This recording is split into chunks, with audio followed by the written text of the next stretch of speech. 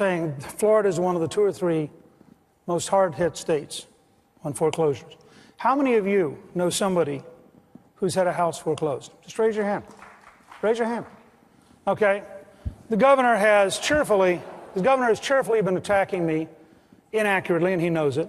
The contracts we released from Freddie Mac said I would do no consulting. Wrote in, no lobbying, none. But there's a more interesting story. We began digging in after Monday night because, frankly, I'd had about enough of this. We discovered, to our shock, Governor Romney owns shares of both Fannie Mae and Freddie Mac. Governor Romney made $1 million off of selling some of that. Governor Romney owns share and has an investment in Goldman Sachs, which is today foreclosing on Floridians. So maybe Governor Romney, in the spirit of openness, should tell us how much money he's made off of how many households that have been foreclosed by his investments. But let's be clear about that. Let's respond.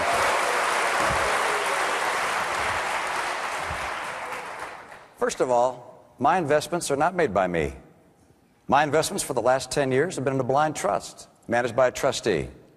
Secondly, the investments that they made, we've learned about this as we made our financial disclosure, have been in mutual funds and bonds. I don't own stock in either Fannie Mae or Freddie Mac.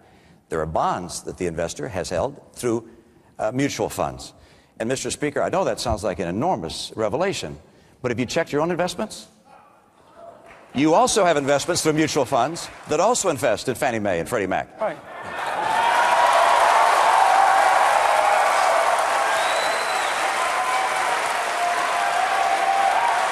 Let me finish. I've got more time. Let me just continue. There's a big difference between buying like U.S. savings bonds and getting a return. That's not taking money out of the United States. That's loaning money to the United States. And what my trustee did is he loaned money to Fannie Mae and Freddie Mac.